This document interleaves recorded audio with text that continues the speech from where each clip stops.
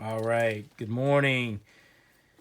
Hey, what's up, yo? It's Noku2 here with another Comic Haul video. It's early on a Saturday morning, and I thought I would get up and try to do a video before the house woke up. Sipping on a little coffee. So let's get started. First of all, as always, I want to thank everyone who has taken their time to watch my video and post a comment. I appreciate y'all. And then do issue the COPA statement that this video is not aimed towards an audience of children. Um, I've had these books bagged and boarded for about a week, but I worked last week, so didn't really have the time or the desire to post a video. Um, but what we have here in front of you is Big Hero 6, the ongoing series by IDW, number one. I love that movie. Me and my son have watched that movie multiple times, and it still chokes me up kind of at the end. But I don't have the first appearance of Big Hero in Alpha Flight. I'm always on the search for it, hunting for it for cheap, but usually when I come across it in a shop, they want $25 for it. I'm not paying that for it. And I don't want to go to eBay just yet. I'm going to wait a few more years and see if it goes down in price. But what are you going to do? I don't. I guess I don't think it's that big of a key that I should be paying $25. But on the other hand, I bought the 1 in 25 variant for $15, and I don't know why I did that. I think I got a little, fever or something when I bought that. I tease my wife that when I'm buying comics, when I have that uh, itch to go hunting for comics, she says, "Oh, you get the fever, you get comic fever," uh, and so I mean, that's really my only vice is buying comics and toys and stuff like that, pop culture stuff. I don't really do a lot of other crazy hobbies that are expensive. I mean, golf, I do golf some, um, I mean, once you buy your clubs and you got clubs that you like, I mean, really the big expense is the fees to play golf. But yeah, that's nowhere near what comics cost for the most part. Um, but so I bought that on impulse and $15. Yeah. What are you gonna say? Um, this comic here, I paid cover price. I love this cover. This is cover B of Green Lantern number 9 by Jeff DeCall. I'd never really heard of him before. Um, I bought this from Midtown, and there was a limit of one. I wish I would have got more of these issues when they came out because I think this cover is awesome, and because it's a black cover for the most part. I mean, obviously the spine has green on it, but it's just a gorgeous cover. It's probably my favorite cover of the Green Lantern relaunch with Grant Morrison up to issue 9. And I mean, I can't say enough about that cover. It's just awesome and it looks great in the Mylar. I've shown a couple of these cover type variants before. The greatest moments variants of Star Wars. The greatest moments from the movies. Um, this was Enter Darth Vader from Doctor Aphra, number 31, number 12 of 36. I think I have maybe 6 or 7 of these covers. And what's interesting is that when these covers first started coming out, I don't think they're ratio, and they were just cover price. But now they're not. They're and again, I don't know if they're ratio, if they're 1 in 10 or not. I have to do some research on that. But they're no longer cover priced. If you pre-order it from Midtown, they're at $8. So, so I don't know if they went to ratio or not. But they're great covers by Yasmin Putri, and I'm going to start hunting for them. This is Far Sector number 1. I got for cover price. Haven't read it yet. I kind of dig Jamal Campbell's artwork. It had some heat on it when it first came out. I don't know if it's still going for that, but it got up to like $15. Within a few weeks of its release, it sold out. Um, Personally, I don't think we need another Green Lantern. I think other people have commented on that, but we'll see what it does. I haven't read it yet, but we'll see. Now I got this comic here for just the cover. This is the variant cover with Jane Foster, Valkyrie, #1. It is by Megan Hetrick, an artist I'd never heard of prior to this cover. And I bought 2 of those because the cover, the color, is just a beautiful cover. And so, picked it up. Let's show some quarter books now. All right, so here is Sinestro #7, New 52, the Lego cover. I love these Lego covers. And I think they're 1 in 10 variants. I'm not sure, but I think they're 1 in 10. And I've got quite a few of them. When I see them in dollar bins, I'll buy them if they're in high grade. What's crazy is sometimes I'll see them on the wall at other shops, and they'll be like $10, $8. I don't think they're really worth that. Actually, even when I bought this book here for a quarter, the comic shop has a variant box for $5 for every book that's in there. And this book was in there for $5, and I'm like, I'm not paying $5 for it. And so I searched through the back issue bins that they had for $1 that was on sale for a quarter, and there that comic is. And it's not uncommon actually when I go to this store that I'll find books that are in their sorted back issue bin for like some, let's say just some price like this, and then I go through their dollar bins and I'll find the same book, often in better condition because a lot of people aren't going through them, for a lot cheaper and often in better grade. This is West Coast Avengers #46 in their mint. I paid a quarter each. This book goes, for $3 to $5. I mean, it had some heat on it at one time for like $10, $15. I think, I've even seen a sell for $20. I have no idea why. I don't think this book is worth more than $1, in my opinion. I've got multiple copies of this. I won't even pick this book up anymore if it's $1, unless it is in crisp, sharp, near mint condition. These 2 were, and I bought them for a quarter.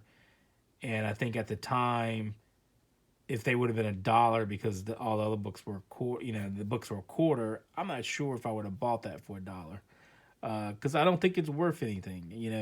I mean, West Coast Avengers, think about it. Avengers have lots of key issues and older issues that are worth some money. But the West Coast Avengers, can you name any really valuable book? This book here has, parentheses, some heat, the first appearance of the White Vision, and then you got #1, and then I can't really think of any other book that's worth anything more than $1. They did a new ongoing series of Great Lake Avengers. It just seems kind of ridiculous. It's the Great Lakes Avengers is, to me, as silly as how Marvel would just do whatever they want to sell a book. You look at Marvel Comics 1000. They didn't have any title that had reached 1,000 yet, like DC Action, Detective as at 1,000, right? And so they just make a book and say it's issue 1,000, and people buy it. It was like what, $15 cover price. I'm like, I'm not even buying that nonsense. They just label the book issue 1,000. And people bought it. I just like it's just the kahunas to do that is hilarious. But people bought it. So what are you gonna say? Um, Marketing, right? I mean, someone in marketing knows what they're doing. Superboy number 0 for quarter, first cameo appearance of Killer Shark. Got numerous copies of that. If I find it in high grade, I'll buy it for a quarter or 50 cents. I'm not sure if I would pick it up for $1 anymore. I've shown a copy of this book before, and it doesn't really go for a lot, and I don't really collect this series, so I think I only have issue number 1. But I bought this book, Tarzan number 1. Uh, Mid Bronze Age comic for a quarter. And I bought it because it was in near mint condition. I mean, it has got sharp corners. The book was tight. It was in a bag and board, poly bag, and it looks great in Mylar. The gloss is high, the spine is sharp and straight, and for a quarter, I decided to rescue, in parentheses, that book.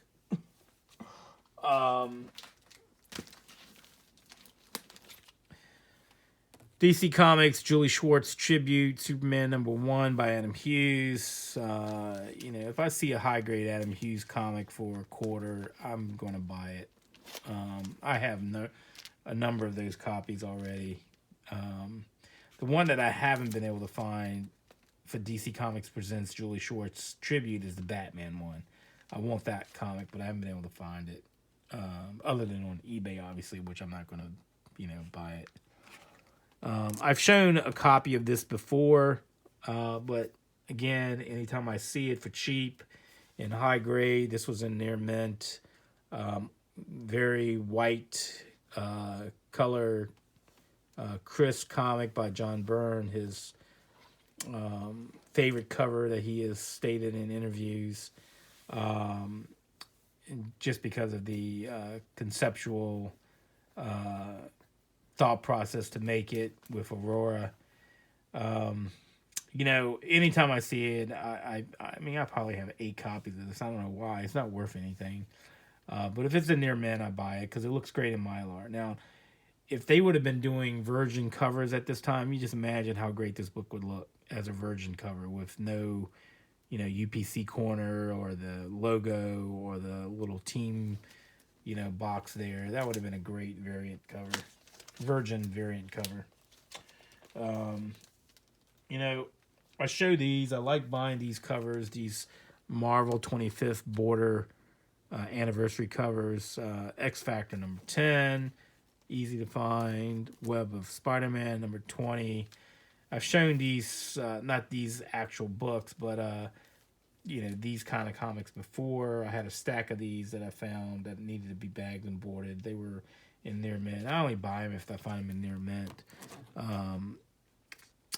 New Mutants 45, Alpha Flight number 40, Conan the Barbarian 188, Daredevil 236, another Web of Spider-Man number 20. What's funny is a lot of times I don't remember if I have it, so I end up buying it if it's like a quarter, which these all were. Avengers 273, Fantastic Four 296, and I think I paid $1 for this one because I had never come across this one. West Coast Avengers number 14 in the wild in a dollar bin. So I picked that up for $1. This book I probably should have shown with the video where I showed these other issues. But it wasn't probably in the same location when I was banging. But this is All-Star Comics number 66, presents the legendary Justice Society of America.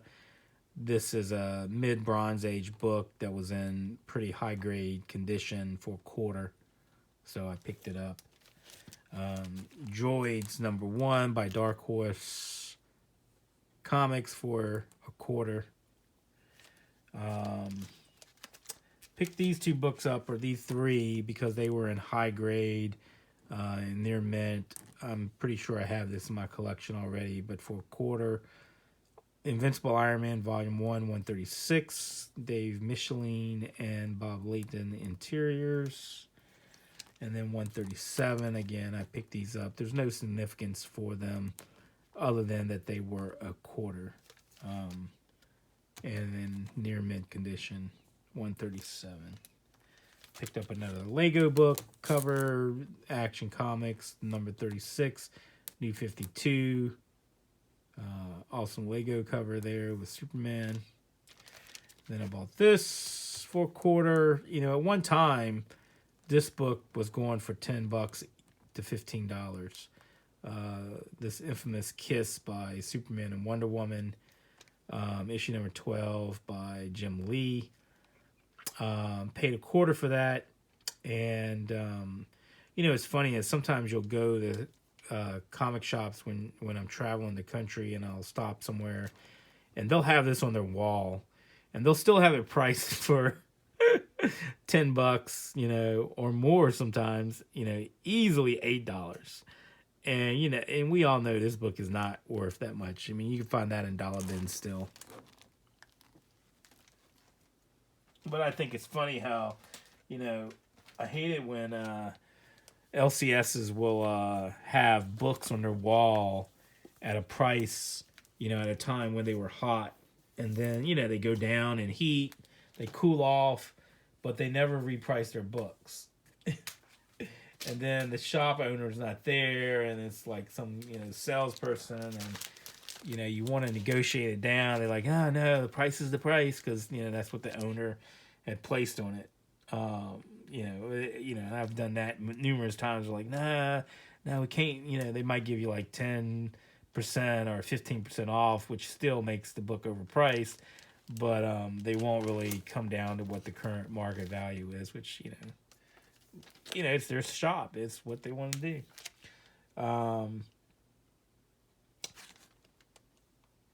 But speaking of which, if you go online, sometimes online retailers, I've seen them adjust the prices with the current market value very often.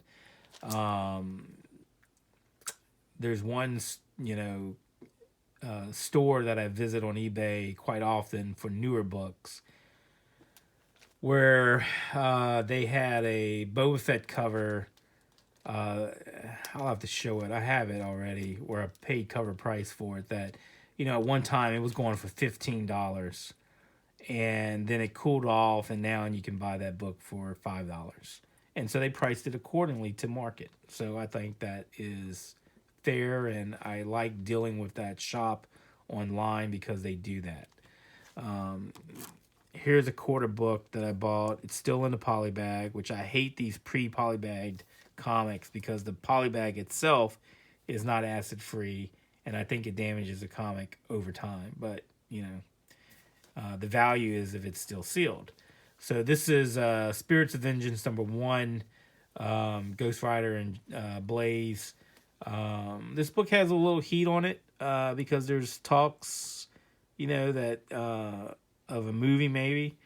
When I have multiple copies of this, and when I see it in near mint, and you really have to be careful and look at it because when it's in the bag, you got to look to make sure the spine is okay, because a lot of times they are not treated nicely. I mean, this was in the heyday of Ghost Rider Volume 2 when they were just printing numerous copies.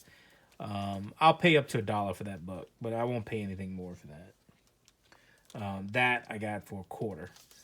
Vigilante #1. It's an all yellow cover, really light. Got that for a quarter. I thought it's not worth anything.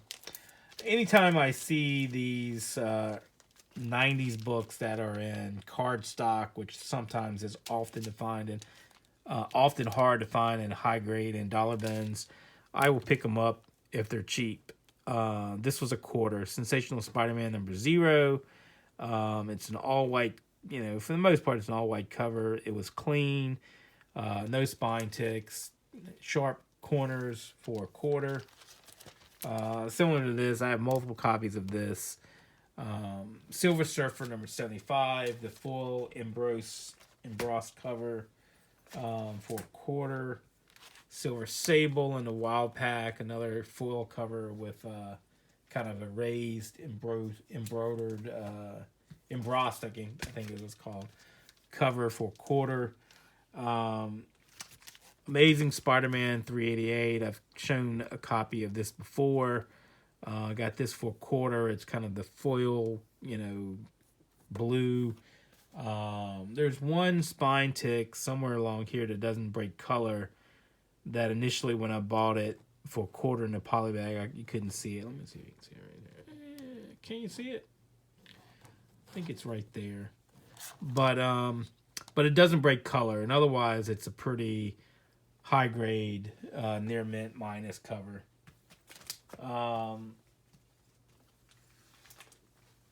These were all a quarter. X-Men $20.99, Punisher $20.99, Hulk $20.99, and Ravage $20.99. So back in the 90s when Marvel was just making all kinds of crap, these books are starting to get a little heat, and so I picked up the first issue because they were in high grade. They're in that foil kind of cardstock cover, which often will have spine ticks. These were in high grade, so I picked them up for a quarter each. I thought they were definitely worth it. I've never read these before, and I thumbed through this one here, Hulk $20.99, and the art is terrible. The story is even worse.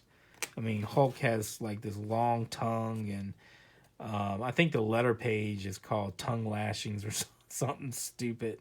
It's no wonder that the $20.99 line for Marvel during the 90s failed, because it was just horrendous. And I hate to say that too, because if you're an artist and you land a job with a major publisher like Marvel or DC, and I don't even know what they get paid, but you get, I mean, granted, it's not the Incredible Hulk, but at that time it was the Incredible Hulk, and I think that's the only series they had. And you get like Hulk $20.99. It's probably CV worthy, thing to put on your portfolio, and you're proud of your work. You're probably showing it to your mom and your friends. You're publishing a comic, but I mean, dude, this was terrible. I hate to say that again about anybody's work.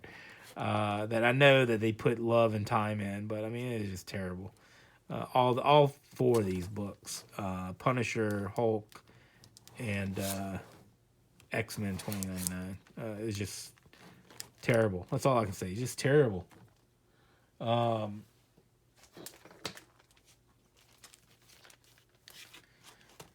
Green Lantern 161 for a quarter, great cover. It's not worth anything, probably maybe $2-3. Got this because I'd never seen this cover before. Daredevil Fall from Grace Chapter 4, guest starring Venom, where you can see him taking over Matt Murdock. Great cover. Who did this cover? So it's done by McDaniel. He was doing that cover. He was doing Daredevil at that time. I kind of dropped off of Daredevil. I like Daredevil. And the current ongoing series is, as I've stated before, is a great series. Daredevil has had some great runs and storylines. And I think when they did this storyline where they changed to that gray and red costume, I kind of am dropping that title at that time. Got this book for a quarter, Superman 380. I don't think it's worth very much, maybe $2 or $3. But for a quarter, I buy it. It's the first meeting between Superboy Prime. I think this is Superboy Prime and Superman. I'm not. I think that is. But they meet together in some time zone or something like that. But this comic here, I have bags. I thought I'd show it. This is Doctor Strange, Immortal Hulk variant. It's a cool wraparound cover by Peach Momoko. She's being touted as the next Jenny Frison for 2020. Hot artist, female artist. Female artists are taking over for covers, and you have Jenny Frison, Yasmin Putri, Peach Momoko, Stephanie Hans. There's some great artists out there that are making their way into comics, and I am all for it. This is a great cover. Actually, I like a lot of the Immortal Hulk variant covers. I wish I would have gotten 2 of these so I could bag one backwards so I can see the entire cover. I'm going to have to start searching for dual covers now for those Immortal Hulks, because usually I only got one of the variant, one copy of the variant cover.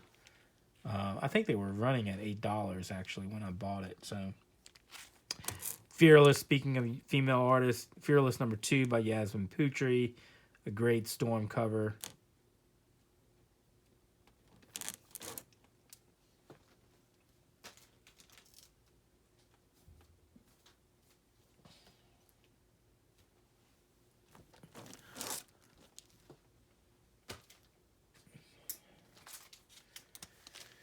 And then I showed one of these books before, but I didn't know where the other covers were. So I am a sucker for connecting covers.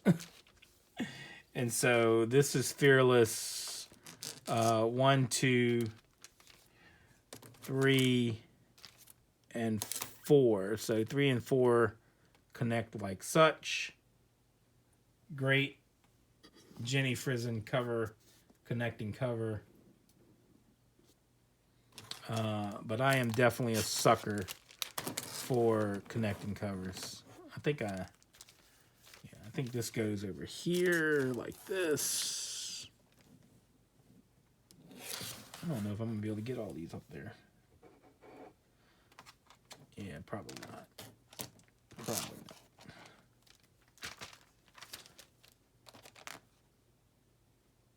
I think this goes on that end there. I'm not going to be able to get them on there. But I might. Let's see if I can connect these puzzles here. Yeah. There we go. At least I can get 1, 2, 3, and 4. So.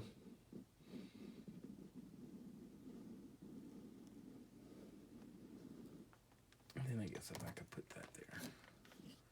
Can I get this on there? I don't know if I can get this on there or not. Let's see.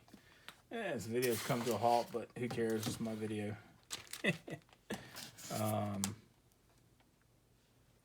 There we go.